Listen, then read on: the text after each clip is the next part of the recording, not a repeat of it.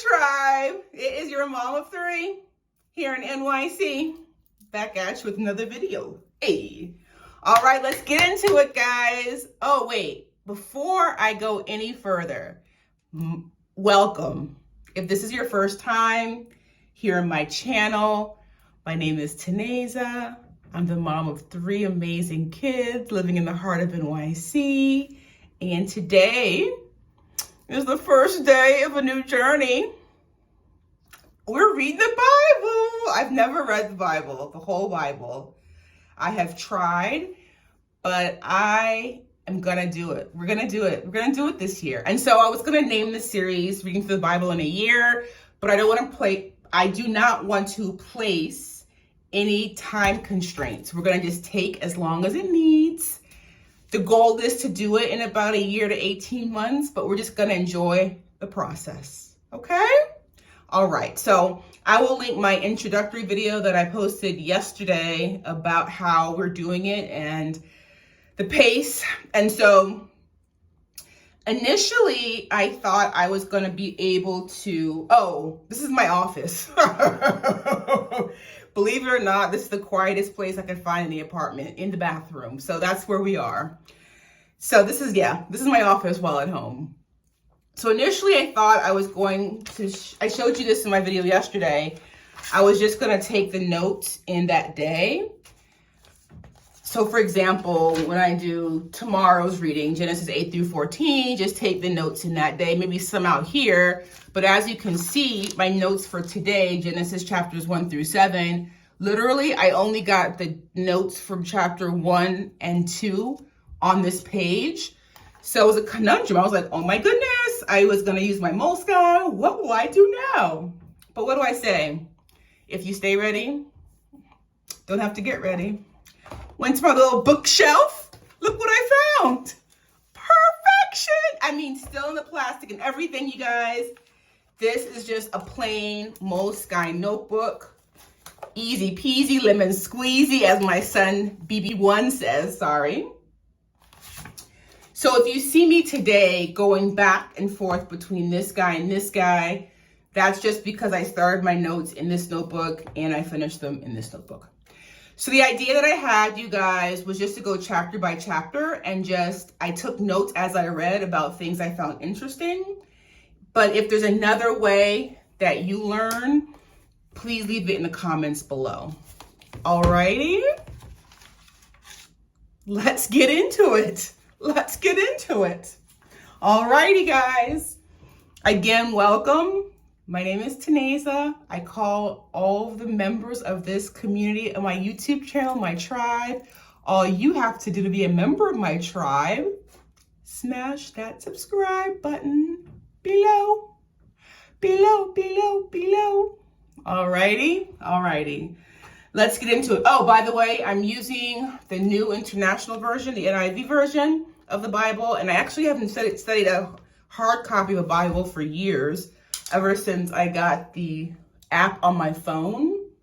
And so I will be using NIV. I will be using this specific Bible. It was gifted to me by my husband in 2006, before we were like husband and wife. So it's pretty special that I'd use it. Let's get into it. All right, guys, so Genesis. Oh, before I go any further, last interruption of myself. If you have not done this reading, and I don't want to call it like homework or assignment, that's too much like school and that's too much like work. I would love to have you be part of the journey anyway. You do not have to have done the reading to understand what we discuss, if that makes sense. Please, please, please. And again, you can be Jewish, Muslim, Hindu, Buddhist, Christian. It does not matter. You cannot be an atheist even.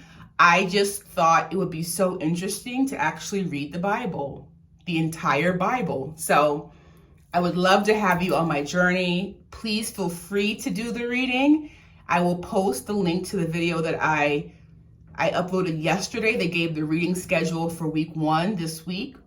So that if you'd like to read along, you are more than welcome to, but it's not a requirement. Okay, we're not in school. This is not a job. This is a fun endeavor. It's a journey that we're on. All right? All right, let's get started, guys. So Genesis chapter 1. This goes through the first 6 days of creation, okay? So on day 1, God created the day and the night. On day 2, God separated the ocean and the sky. Day 3, land and seas and vegetation. Day 4, the sun, the moon, and the stars. I thought it was so beautiful. Verse 14, let there be lights in the expanse of the sky to separate the day from the night. Let them serve as signs to mark seasons and days and years. Verse 15, and let them be lights in the expanse of the sky to give light on the earth. And it was so. And then in verse 16, God made 2 great lights, the greater light to govern the day, the sun, and the lesser light to govern the night, the moon.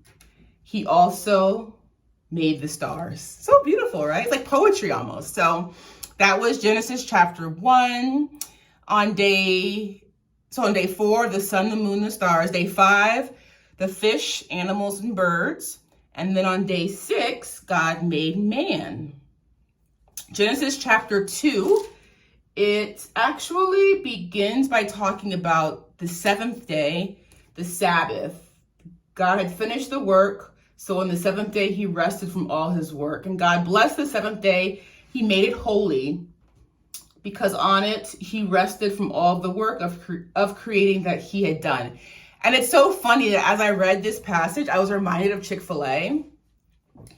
It's funny because when I moved to New York, I knew nothing about Chick-fil-A, right? I grew up no Chick-fil-A. And there was a Chick-fil-A, I believe, on the campus of NYU for students to eat.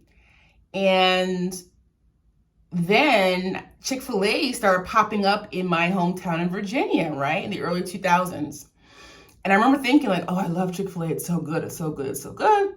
And I read an article about how Chick-fil-A would never be sustainable here in New York City because they are closed on Sunday. And it's so crazy that years later, I think it was 2014, 15. I say that because baby girl was a toddler and my husband had put her, the day we found out they were having a grand opening of a Chick-fil-A in Midtown, we put her in the carrier and we went and waited in line. And it's crazy that now in 2023, there are Chick-fil-A's all over the city and they are doing well. I read an article about it's one of the most profitable franchise restaurants and it's doing well in New York City. So again, the Sabbath day. And then also I was thinking about how interesting it is that we as people look to the Bible for different purposes. Some people see the Bible as a guidebook. Some people see the Bible as an ancient text. And so I see it as a guidebook. So it's so interesting, like how great would it be if I could get all the chores done so that way on Sunday, we really just enjoy going to church and being with each other. So little side note, little Chick-fil-A story. All right, so that's beginning of chapter 2. So God created Adam and he put him to work in the Garden of Eden, verse 15. Yes, the Lord God took the man and put him in the Garden of Eden to work and to take care of it.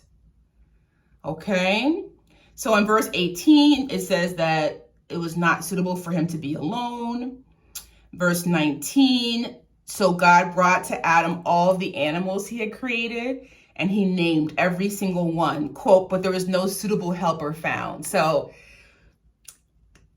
in the animals, even though Adam named all of them, none of them was worthy or suitable enough to be a true helper to him.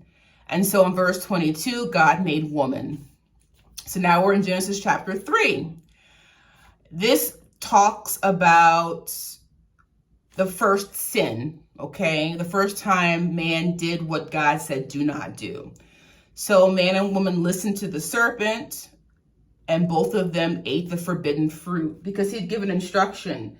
It said in chapter 2, it says in verse 16, after he had put him in the garden to work and take care of it, the Lord God commanded the man, you are free to eat from any tree in the garden, but you must not eat from the tree of the knowledge of good and evil, for when you eat of it, you will surely die. The Lord God said, it is not good for a man to be alone, and then he brought the animal. So God had given Adam specific instructions about what not to do. And we can go into another time, like, why did the serpent go to the woman first? Why did Eve take it to Adam? We can do that discourse another time. But for now, the consequences of being disobedient were the woman would have childbirth pains. And then in the man, in verse 19, by the sweat of your brow, you will eat your food and you will now die. So I thought about it. So before the fall or the first sin, he took care of the garden. Because of the curse of being disobedient, he now had to work. It was labor. It was you sweat. And not only that, he now would perish. He would not live forever. So God also cursed the serpent because of what he had done in enticing Adam and Eve. And he cursed the serpent as well. Okay? In verse 23, Adam and Eve were banished from paradise. Switch notebooks. Alrighty, in Genesis chapter 4, Eve gave birth. It's funny because in my notes, I started to write twins, but they weren't twins. She gave birth to Cain, who was a farmer, and Abel, who was a herder, and Cain worked the soil. So in my notes, I put Cain was a farmer and Abel was a herder, but they weren't twins. Cain came first and then Abel. So that's something, it's so funny how I think sometimes whether it's Sunday school lessons or Bible studies or people just listening to them and believing them without actually reading ourselves, for some reason I thought they were twins, but they were not twins, you guys. They were each born separately. So in verse 3, Cain gave God an offering of fruit, and Abel gave the fat portion from some of the firstborn of his flock. But in verse 4, it said God looked with favor on Abel's offering, but not with Cain's. And I thought, why? Like, why did God not look favorably upon Cain's offering? And I read the verse multiple times. I read the verse like 4 or 5 times. And I'll read it to you guys. It said in verse 4, but Abel brought fat portions from some of the firstborn of his flock. The Lord looked with favor on Abel and his offering. And so I kept reading, and I said, oh, wow, maybe it's the key word is firstborn. So Abel gave God his best, his first. So I think that is why. And leave in the comments below if you agree or disagree with that. But I think that that's why God looked with favor on Abel's offering and not with Cain's, because Abel gave his best.